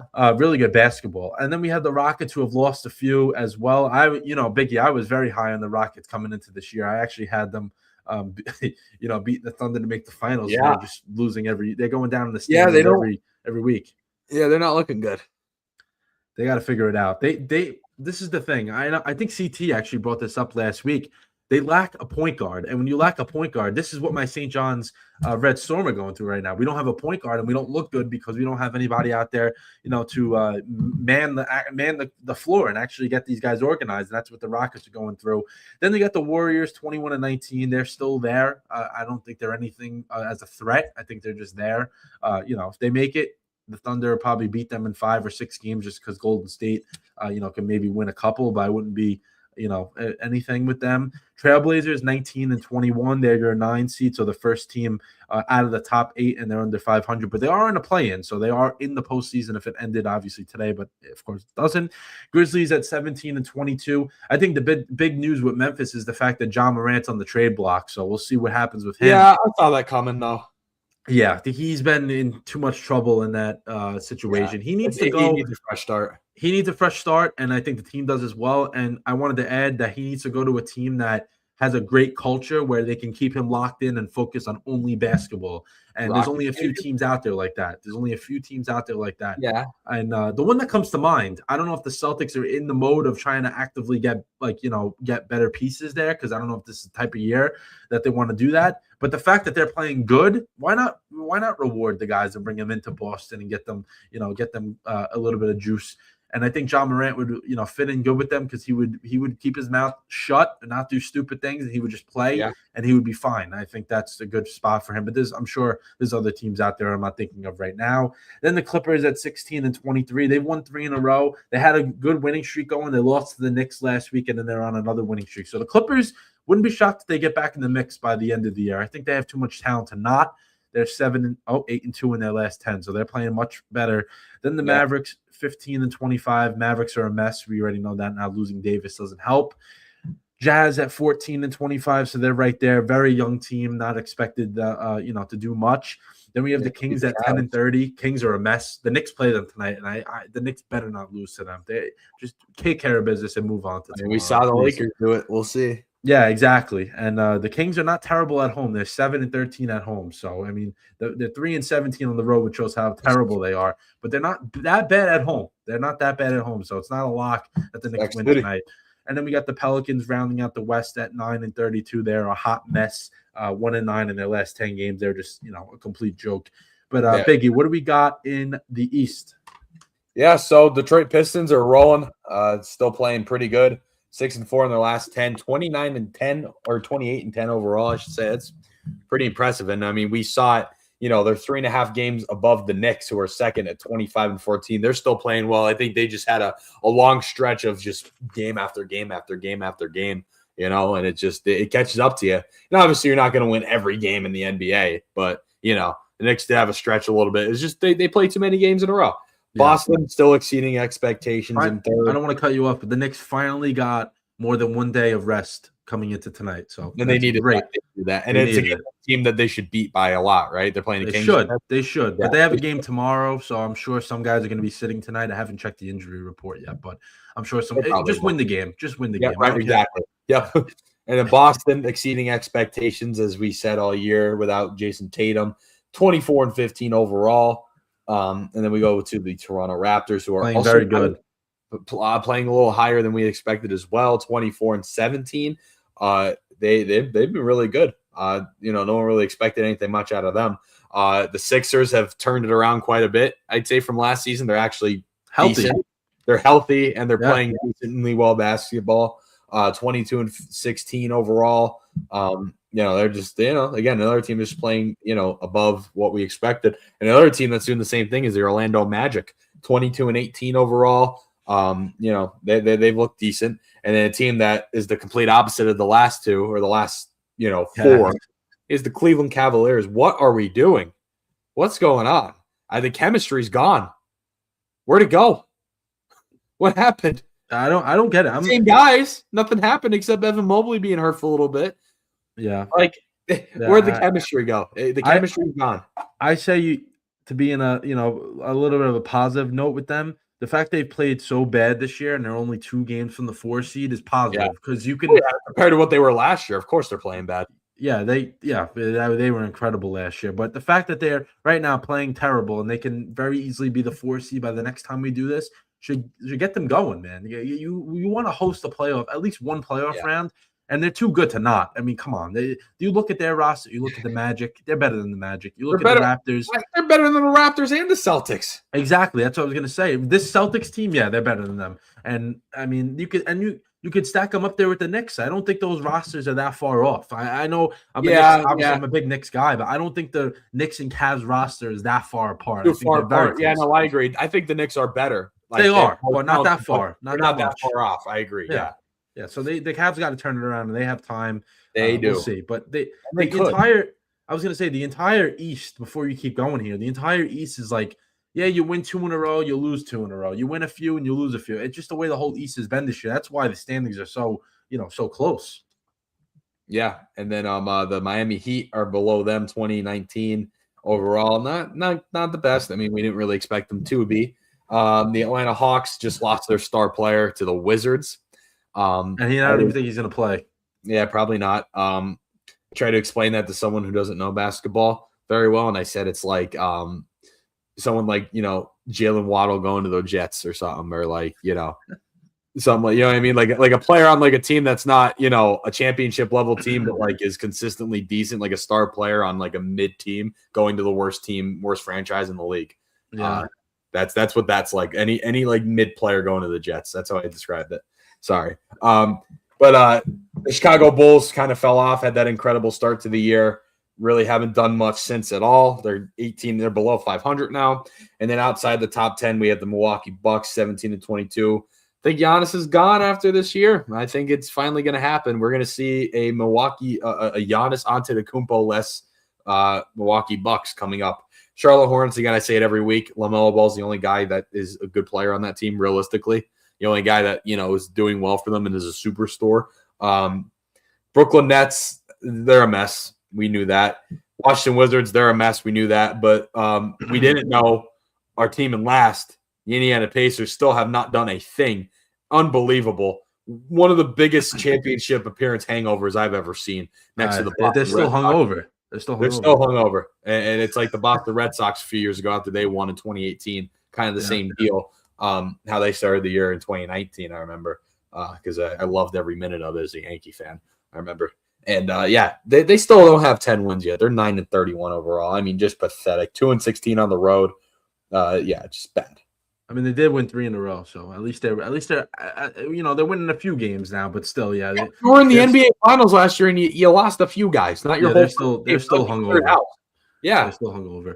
And while you were doing that, I saw the Yankees got Ryan Weathers. Marty was on. Yeah, they did 40 minutes ago, but a little bit of a nice pickup for them. He's not a game changer, but but it's something, and I think we need to do a few. We need to make a few moves like that. I think that's the point the Yankees are at. I feel like they're at a point where they need to make. You don't need to make any big time splash moves. You just need to make moves like that. You know what I mean? And you should have fired Aaron Boone, but that's another discussion for Aaron Boone. I'm sorry, I do not like him. I love making fun of Aaron Boone. He says it's right in front of us. That's his favorite thing to say is right in front of us. Someone can go 0 for 40. I don't know why we're talking about Aaron Boone now, but you can go 0 for 40, strike out 35 times. You'd be like, this guy's the greatest player I've ever seen. Listen, right in front of us. I give him credit. I give him credit for talking blue in the face and how good these guys are, but you got to be honest and be how good they are. How about you do something about it, Aaron Boone? These guys are really good. How about you do something about it? Jesus. Biggie, a little bit in the comments I was about Donovan Mitchell. I didn't realize that, but he's never made a conference finals appearance. I think that Donovan Mitchell is truly not a number 1. I think he's a number 2. And when the day comes, if that day comes that he's a number 2 on a team, that will be the day he does make it far into the postseason. So I agree. We'll see. And I wouldn't happen with the Cavs. I wouldn't even consider him a number 1 right now. No, Mobley, I'd say is our number 1. Well, Mitchell takes all the shot. He takes the. Yeah, I mean that's just the type of player he is. Yeah, that's what makes him the number 1. A crucial player to our team this season than Mitchell is. Yeah, Donovan Mitchell, great player, but I just don't think he's that. He needs to go to a team that looks for that number 2 option. Yeah, where he'll be great with that, obviously, because he scores a ton of points anyway, so that doesn't really matter. But yeah, let's go to hockey, where we have a little bit of news that doesn't really involve games, and then we'll get to the standings. The NHL draft will be in Buffalo this coming June. Who will be there? I don't know, but it will be in Buffalo. Not that much to do there, honestly. But yeah, it's all right. It's not a bad city. I was there in March of last year. It's a nice spot. I saw a Sabres game. It's a nice city. I like it. Okay, I'm a Buffalo guy in a sense of just sports. Yeah, I like them. Yeah, so the draft is in Buffalo in June. Then we got the Olympic, a lot of talk going around that the ice for the Olympics wasn't going to be ready, or if it was ready, it wasn't going to be. Yeah, the arena was halfway done. I don't know how that happens when the Olympics are starting so soon. But the Olympic arena is clear testing and it's all good to go, which is big because they said that the NHL they were going to send representatives down there because you can't afford for your guys to get hurt because when they come back from the Olympics they have to play meaningful hockey down the stretch, so they got to be ready for that. Just as good as it was last year. My God, the frozen dude, the NHL 4 nations last year. Yeah, that was only 4 teams, and now obviously every country that's eligible or whatever how they go through it. They're all going to be there now. So imagine that last 4 group of guys. I mean that was incredible last year. That was great. And I looked at the schedule. I didn't realize how long they're going to be off for. In Oh yeah, February, they only play like 2 or 3 games because they're off yep, for so long. So that's why that's how it is. that's why this year the amount of games being played so early is making, I think, the injuries happen because they don't have as much recovery days, which Yep. people don't realize that. But recovery, man, is a big thing. Is a really Especially in a sport like hockey, that's extremely physical demand. Extremely physical demand. And you're playing every night almost at this point. Yeah. The NHL, I know I just threw this on here just to do it, but shows that the national championship is getting attention. The NHL has moved up the start time of the Florida Panthers game to 6 p.m. on Monday to try to, it'll be more than halfway done by the time the national championship game starts Monday night. So that would be good for any Miami fans and Florida Panthers fans. If, you got both of your teams playing, you're able to watch both for the most part. Then let's do the NHL standings, where I'll have Biggie, take care of the East, especially the Metro Division, and then I'll take over the West after. But let's start with the East, and then we'll get to the West. All right, let's get into it. Sorry, I'm pulling up real quick. There you go. All right, here we go. We're going to start off in the East. The Atlantic again. Detroit Red Wings playing great hockey. A 4-game win streak right now.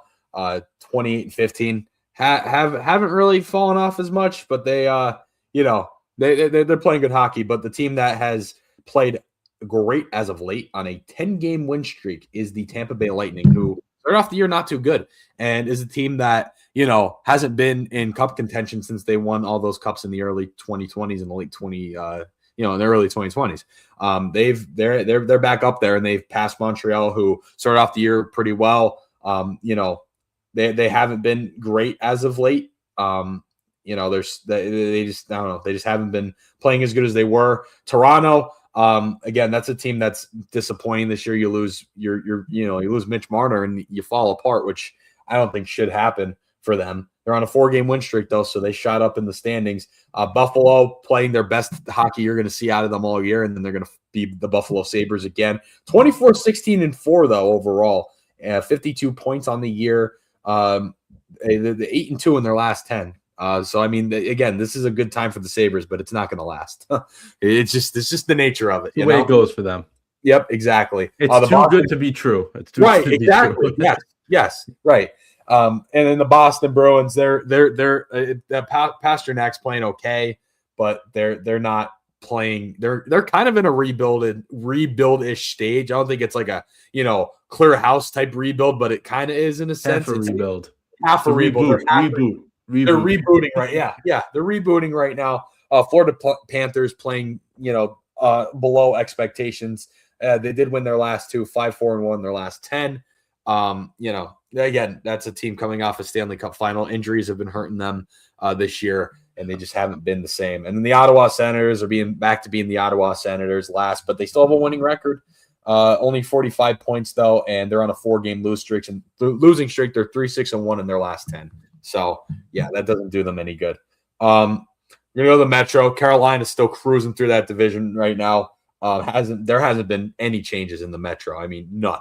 No, it's the same. Carolina playing great hockey right now. 28-14, 60 points on the year. A differential of plus 19. I mean, that's awesome. The Islanders, again, haven't missed a beat all year. Schaefer going in as a rookie, changing the culture of that locker room is incredible. I don't know how, but they've done it. Then the Flyers, I mean, they've been okay. They're on a 3-game losing streak right now.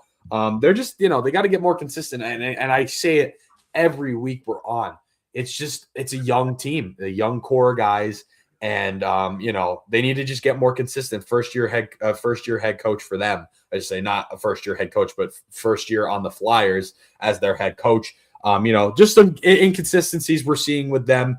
But they're not playing bad hockey. They're in a way better position than I thought they were last year at this time, to say the least. I'm pleased. I'm not satisfied, but it's going well. It's going well. That's good. The Rick Tocchet era is off to a pretty good. The Rick Tocchet and Trevor Zegras era is off to a pretty good start.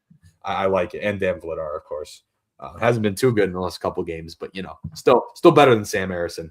You suck, Sam Harrison. You're like Fred Johnson. All right, Washington Capitals playing a little bit better hockey. 4-5-1 though in their last 10. They started off way worse though. They're in a better position. They were bad. Yeah. Pittsburgh Penguins kind of picking it back up after the injury bug hit them. 7-3 in their last 10. They are in a 2-game losing streak, though.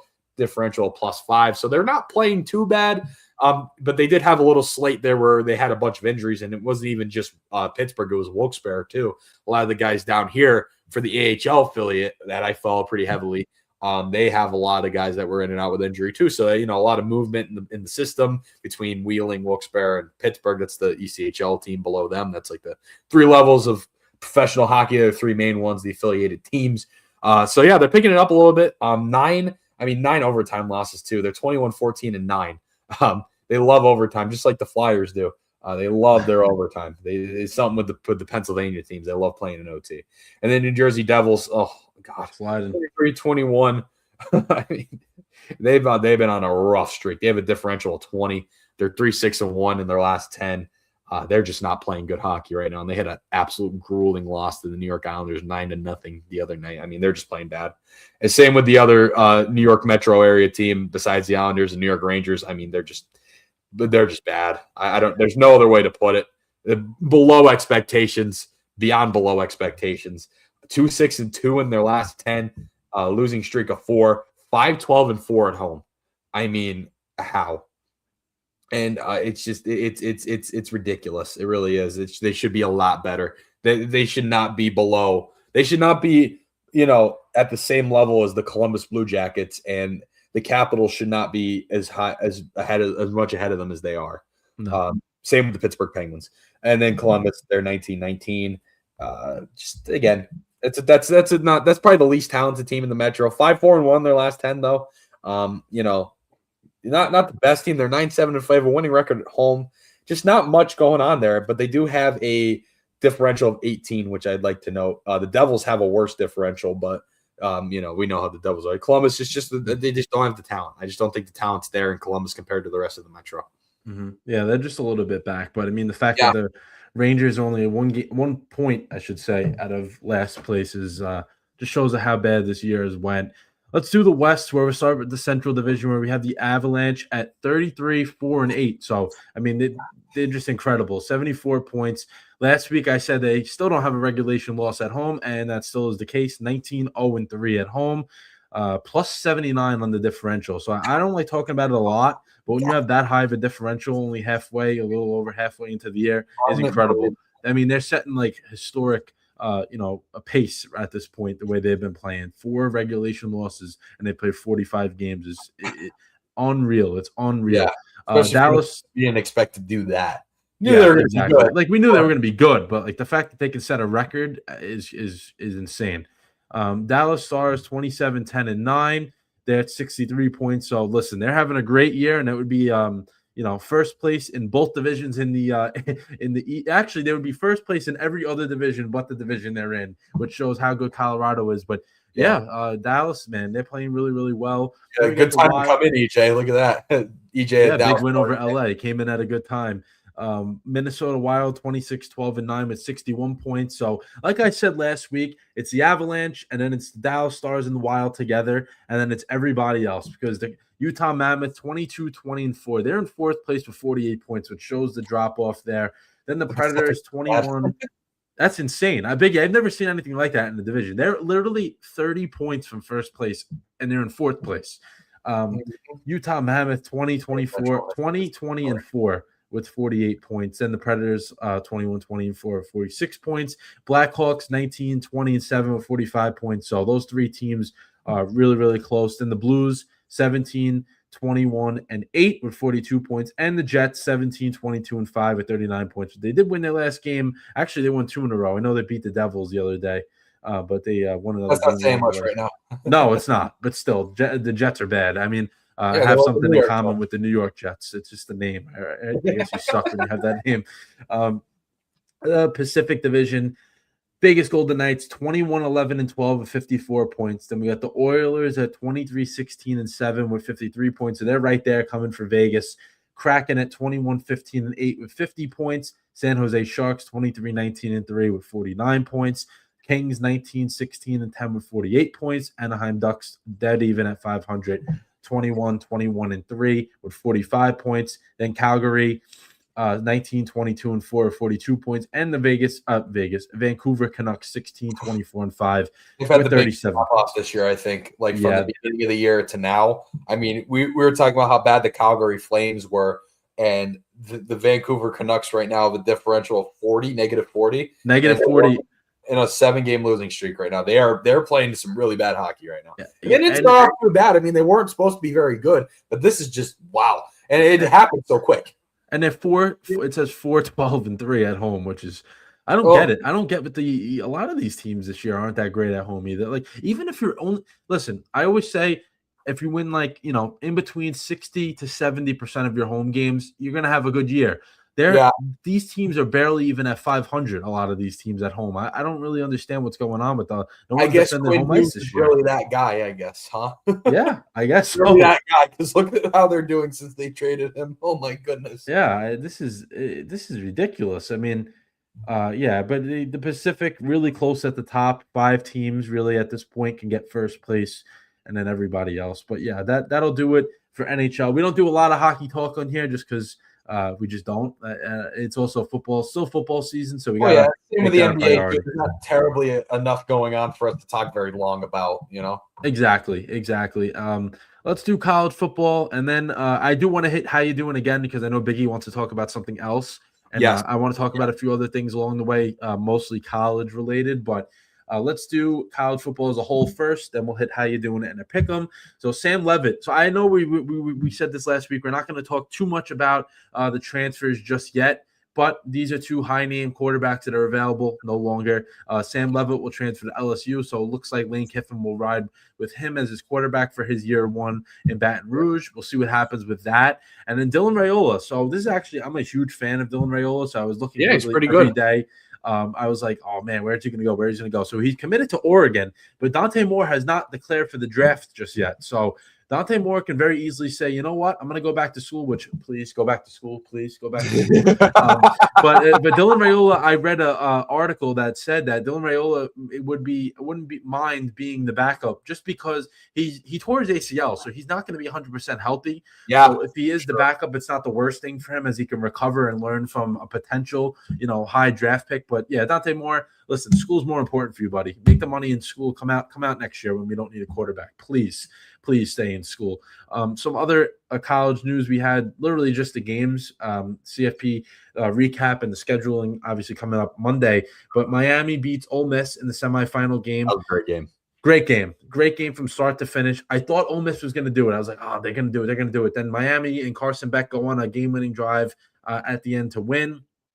Ole Miss, they got this far. I'm very happy for them, but Miami just got everything going for them at the right time. Beat Texas A&M to start off the playoff. Beats Ohio State. When you beat Ohio State in the way Ohio State looked during the year, you're like, okay, I think Miami's actually much better than people put them out to be. And then they beat Ole Miss. Ole Miss is a very, very talented team, and Miami just showed them how it's done. And I know Miami did give up 27 points, but their defense was great throughout the game. And anything else, Biggie, on that game? I just really, it was just a great game. It's nothing really else to even say much with that one, right? Yeah, no, I not much else to say, to be honest with you. It's just, just Carson Beck is just a winner, I guess. I don't know. I just find I guess so. And we didn't really think it, but that defense, man, that defense is pretty good. Which is going to lead into a great matchup Monday night. Indiana beat Oregon 56-22. Yeah. I want to see Miami's defense against Indiana's offense because those are the 2 strengths of both teams. Yeah, it's a good defense versus a good offense, man. I'm excited. I'm very excited. And for my Hoosiers, well, not my Hoosiers, but right now my Hoosiers. You've taken a little bit of stock into a Hoosier Nation. Big time.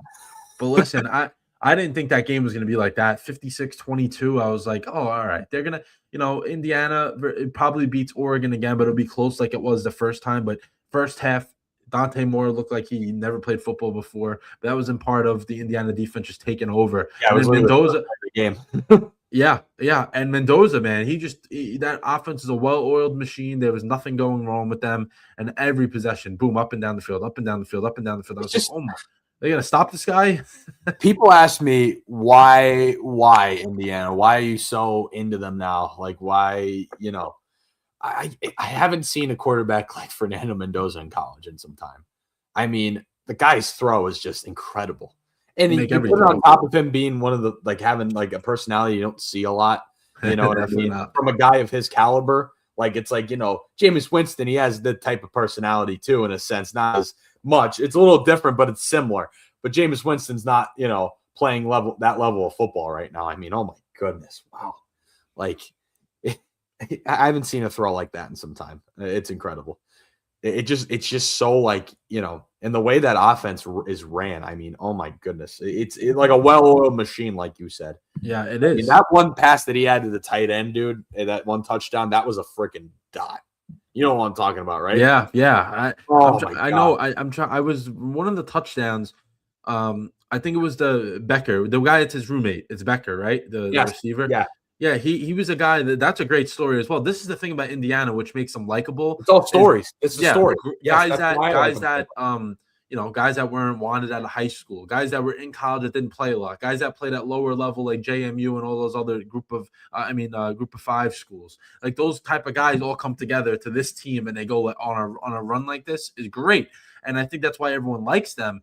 But the throw I was talking about, he threw the touchdown to Becker. I think it was the second quarter, and it was just a beauty. It was just like, man, this guy, he can play, and he's smart. He's very, very smart. Which it's like a Kirk Cousins type guy, right? Type of thing. Yeah. I think he's just better in terms of being a better athlete. Because he can go on the run if he has to. He scrambles. I saw that, which I wasn't expecting. He's a smart player. He knows when to make plays like that. Even though he may not be the best at it, he does it just because of how intelligent football, and it's just intelligent in general. I mean, if the guy doesn't end up going to the NFL, he can easily work for any of the big financial, companies in the whole world. Really? He can, man. You give him credit. He is very, very he's a grinder. He's a grinder. Yeah, very, very smart. And it's not just him. The running game, very good. Offensive line, very good. They're going to have a lot of guys going to hear their name in the NFL draft. They're probably going to set the record for their most, however many guys they've had drafted in their school history.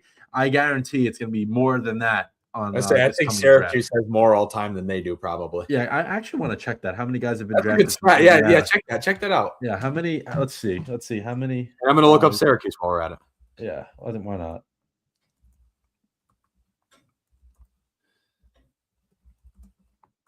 From Indiana University. Let's see if it ever loads. NFL football. Oh, this can't be right. Let's see. Okay, so this is definitely changed. Hang on. Let's see. And I'm not finding it too easily. Yeah, they keep giving me basketball. Well, of course I know basketball has been good for Syracuse. Same thing. My God, we only had 2 guys obviously last year we had a lot. We had 4, and then we had 2 the year before that, and 2 the year before that. How many did we have in 90? Oh my God, wow. Say even when we were good, not a ton of guys were drafted. Jesus. Oh man. Oh, Indiana has actually had a lot of guys drafted. I'm sorry. Well. Recently, let's put it that way. Recently, let me say that. All right. Well, let's look at it this way. Syracuse has a total of looks like 233 overall. 261 pro players, but 233 actually drafted. Yeah, so they have more than Indiana. Yes, but I didn't know this many guys were drafted from Indiana, but they have not. Indiana has not had a guy drafted above the 4th round since 2017. So nearly above 10 the years. 4th round. Yeah, everyone else is 4th, 5th, and 6th. Syracuse hasn't since 2023. Last guy to do it was Matthew Bergeron, 2nd round by the Falcons. Yeah, it's been a while. So Indiana, you're going to be hearing your name and your school a lot earlier than usual. But yeah, Indiana hasn't really had that many guys. Dan Feeney, what a pull! Dan Feeney, 3rd round pick in 2017 from Indiana. And then before that, Tevin Coleman, I remember him from the Falcons. So they've had some, they've had some good NFL players, but not as much as I think that they're going to have, coming up. I think Indiana is going to have a very fun time at the draft party. Sorry, I'm invested in this right now. Syracuse's last 1st round pick was Justin Pugh in 2013 by the Giants. See, so it's been a while. It's been a while.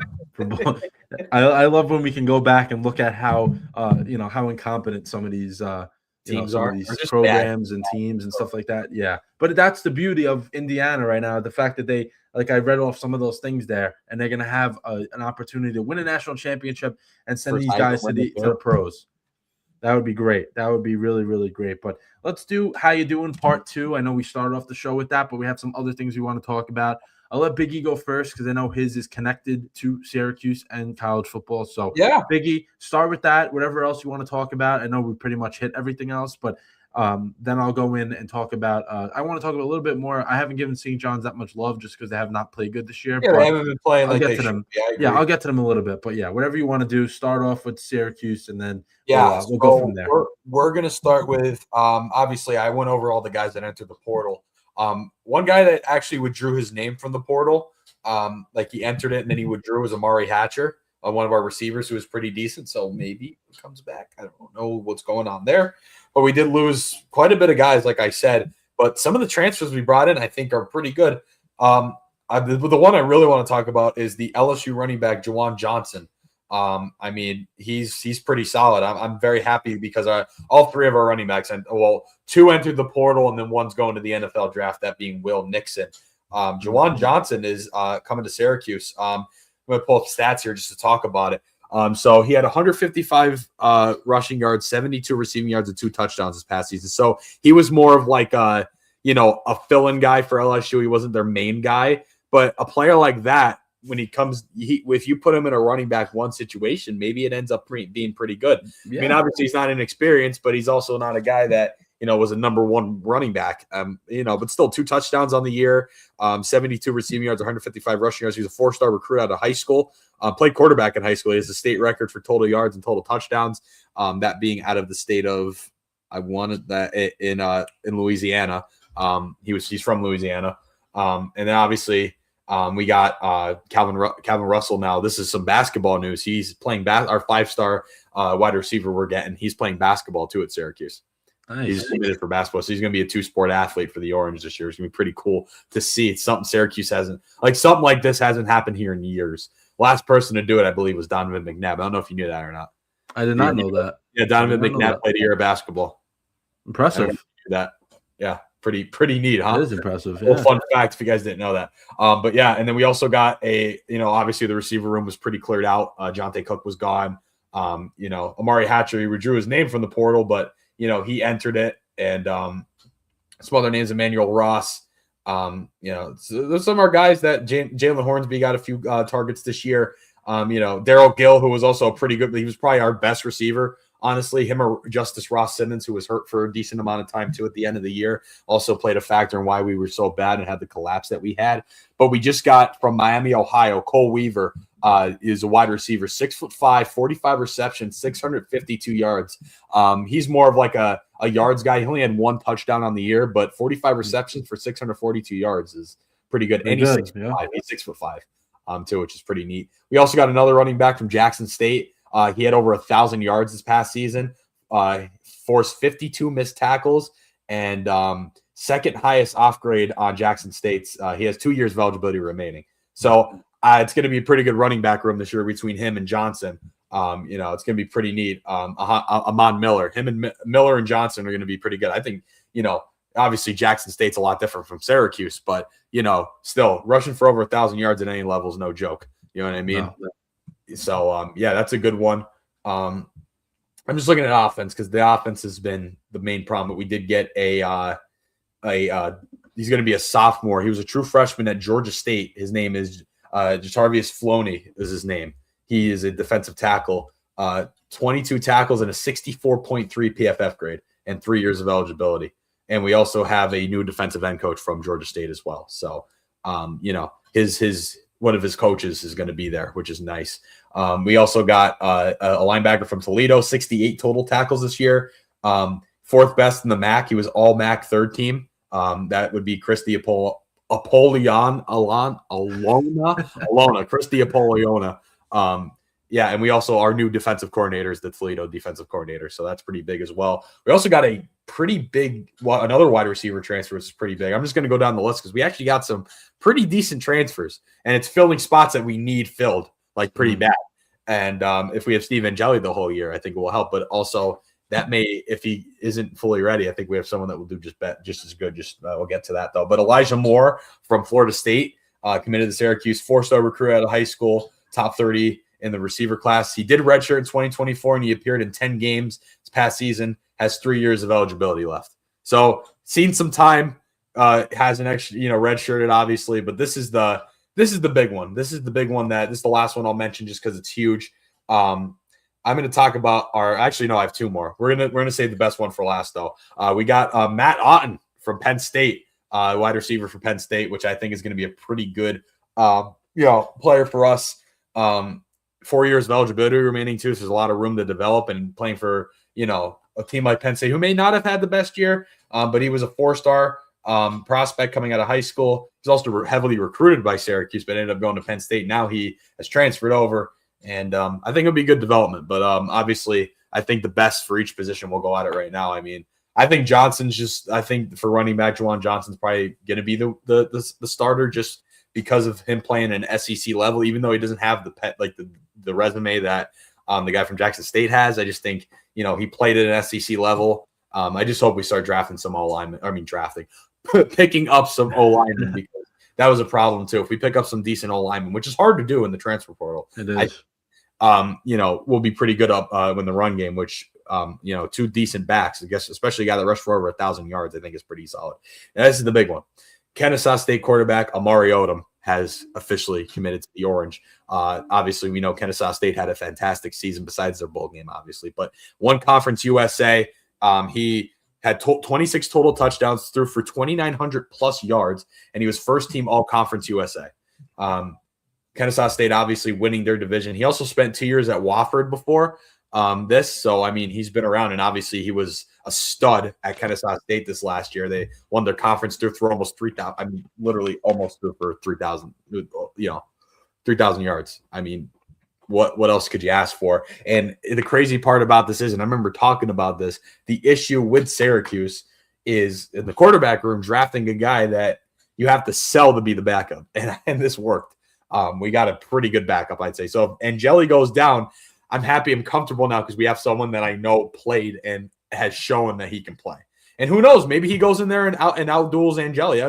I don't see that happening, but you never know. I mean, the resume coming in is pretty impressive, and it's based. And I'm happy that we were able to sell to this kid. Hey, you're not going to play. You're basically going to be an insurance policy for Steven. Yeah. But hey, if he's not fully ready, he might not even be able to play the first couple of games. And they'll obviously be the first game of the year is I want to say it's New Hampshire FCS, so that's a game where maybe Odom will have to play, and maybe it will be his chance to really do some good against an FCS squad. And then they do play UConn as well, who's going to be down now without Jim Mora. Big loss for them, but yeah, man, I tell you what, it's looking pretty good. Just start getting some old linemen and hope your top 30 class pans out. And I think they play like they should have while Angeli was still in there. If Angeli never got hurt, we're going to see what this team really could do, and it's going to shut all you guys up. So you guys love the bust me about Syracuse. Love it. Gonna show you guys. I'm one of them. I love doing it. Yeah, you are. But at least you feel better than you did last week, because last week you just looked like you were at a funeral, just reading like you're just this guy's gone, now this guy's gone. Now they've added some pieces in there, but that's good. That's good. Finding a backup quarterback like you talked about is huge, especially if your starter is not healthy in the beginning, and he got hurt last year, so that's a big thing as well. I'll come in here pretty quickly. I'm not going to talk about Notre Dame this week just because I want to wait, because I think there's a few other guys that they will be getting in terms of transfer portal guys that I want to wait on. So I'll wait till next week for that. But yeah, I did want to talk about college. I'm not going to talk about the Rangers. Rangers are a joke. Knicks, I'll they're whatever right now. I am going to actually do an episode Thursday or Friday that'll be out in terms of Knicks and St. John's, in more in depth on what St. John's and the Knicks are doing right now. But St. John's, listen, I know I haven't talked about them much. They are 5-1 in the Big East, so they have not played, in my opinion, they have not played good, particularly at all this year, and they're still 5-1 in the Big East. Big East is down very, very much. There's only 5 teams with a a winning record in the conference right now, which is very unlike the Big East. Conference record usually 6 games in, usually have a ton of teams that win it. They, I know they're beating up on each other, but right now it's very lopsided. It seems like the top 5 is very good, and the rest, what is it, 6 teams at the bottom, not good. So that's not good for the conference. Big East basketball, man. It's not. Usually the Big East is 9 or 10 teams deep, but only a few that's not that great. Yeah. And this year, not the case. But St. John's at 5-1. UConn is beating Seton Hall right now, so St. John's will probably slide up to 3rd or 2nd place. I think 2nd place after tonight. So listen, they have not played great. I think the only team that they can't beat is UConn in terms of conference play. We'll see when they get to that point, but I think everyone else they should at least beat once. They should beat them twice. For most of these teams, they should sweep this year, and hopefully they can turn it on, man. They can figure it out. Seems like Coach Rick Pitino has shortened the rotation a little bit, which is helping. 8 or 9 guys he's playing. He's not playing the whole roster like he was in the beginning. Literally up until like 2 weeks ago, he was doing that. It wasn't working. Seemed like guys weren't getting into a rhythm. That is not the case now. 8 or 9 guys, and it's working out for them. So the Johnnies are starting to turn it around a little bit. 12-5 on the year, and we'll see. They got a nice little stretch of games coming up. They got Villanova and Seton Hall, so those are tough games, but should be a good test. Go out there. Seton Hall is ranked coming into tonight, so go out there, beat Seton Hall. Villanova, they're a good team this year as well. They're the same record as St. John's in the Big East, but they should beat them. The only team I'm nervous about is UConn, because UConn's incredible this year. They're number 3 in the country, and they lost 1 game the whole year. So yeah. We'll see. We'll see what happens with that. But yeah. That was pretty much it for how you doing. Knicks actually don't play tonight. They play tomorrow. I'm so used to them playing only with 1 day rest, but tonight is their 2nd day of rest. They'll be back tomorrow, and then they got a back-to-back, so they'll play Wednesday and Thursday on the West Coast. We'll see. We'll see what the Knicks can do. Jets, I talked about them before. Mets, hopefully they get Kyle Tucker and some other guys. Can't only get Kyle Tucker. Hopefully David Stearns can understand that. You can't only get him. You have to get other players. This lineup is a little short, and the starting rotation is not that good. So you got to go out there and get more. Got to get more. Interrupt you real quick. I'm sorry. I did not know this. Calvin Russell is playing right now basketball for Syracuse. For Syracuse right now. Wow. Florida State right now. He is in the lineup tonight. He is playing right now. He's making a two-sport athlete happening right now. It's happening right before our eyes. This kid literally played high school football a few months ago. That's crazy. Wow. That is crazy. But yeah, let's do the pick'em, and then we'll sign this one off. I'm at 27-18. Biggie's at 19-26. So he actually gained a little bit of ground on me. And then I know I've been updating it every week with the CFP, but this week, if Biggie wins, he will get 2 points for his Indiana pick, and I don't get any because my champion can't win. So if he wins that, he'll also gain another 3 games on me. So Biggie, after a really good week with the wild card and potentially crowning himself the right pick with the champion, Biggie can be right back in the standings here. But this week we're gonna do the divisional round games. So let's do the first one. Then we'll go through each game here. So Bills versus Broncos. I'm gonna take the Bills. You guys probably figured I would after how highly I was talking about them earlier. Similar to what it was against Jacksonville. They should win this game. It's just a tricky game in terms of going up against a Denver team that has potential to win, yeah. But will they do it? Will they put it all together? We don't know. That's the thing. Haven't done it in the postseason yet. A little bit of a question mark. Bo Nix is a question mark. So I think the Bills win. But Biggie, what do we got for this one? Yeah, I want to say the Bills. I think so. I'm pretty confident, especially the take I gave earlier. But again, what Broncos team could we see? What could be done there? But I just think experience will take over. I've been saying that since we started since the playoffs started. Experience will get you far. Yeah, I like that. Then the next game, 49ers versus Seahawks. I want to pick the 49ers very badly, but I just don't think they can overcome these injuries anymore. I think it just come to a point where it's going to catch up to them. And then last time, 49ers offense, that was with Kittle, didn't do anything against Seattle. And I think now without him, it's going to make it a little more tougher for them. Seahawks win this game. I believe they do. Yeah, no, I agree. I think they have a better shot of winning a game than the Broncos do.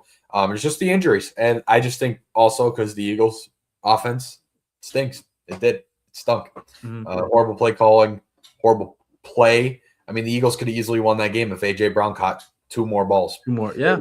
You got two or three more balls, you would have 100 yards, and we would have won the game. Yeah. I wanted to add to that, even if the 49ers were healthy, I would say, yeah, they could beat Seattle, but that's not the case. They're not fully healthy. Right. Yeah, I know they're nowhere close, nowhere close to being healthy. And then listen, I don't even think Seattle's offense would have to win this game. It's just going to be their defense, how good their defense is. I think that's what can get them, the win. Then let's slide over to Sunday where we have the Texans against the Patriots. I think the Texans are going to win this one, man. I think their defense is so good last night that they can replicate that. They may force Drake May into a few turnovers. And I think Houston's going to do just enough. And C.J. Stroud is not going to have that bad of a game again. I don't think it happens 2 weeks in a row. Probably low scoring, but I think Houston will come away, with a nice close win on the road to get themselves to the AFC Championship. And they would host it if my prediction and Biggie, I don't know who you're going to pick here, but if you agree, it would go Houston hosting a AFC Championship game. I think so. I definitely think so. That defensive line is unreal. I mean, we saw how they pressured Rodgers. They did exactly what they had to do, and look what they did. And they scored 2 of the touchdowns last night were defensive touchdowns, by the way. Yeah, it's crazy.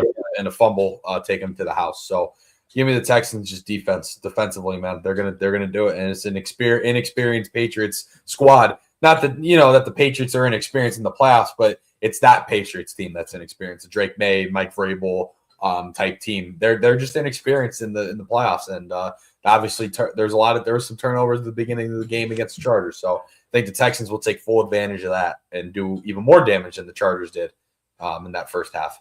Yeah, Vrabel is, of course, he's been in the playoffs, but basically his entire roster has not. So it's kind of the fact that can he get these guys to believe in themselves throughout a whole entire playoff game, which playoff anything, but playoff football is a totally, different beast. And then the last game of the night, Rams versus Bears. I'm going to take the Rams. I know they didn't play great against Carolina, but they still scored over 30 points. Yeah. I think Caleb Williams is bound to make a crucial mistake, and the Rams are going to take advantage of it. And the Rams, they're going to score a ton of points. The Bears will score a ton of points in this game, but I think the Rams defense is going to do something, force a turnover, something, and they're going to win this game just because of that.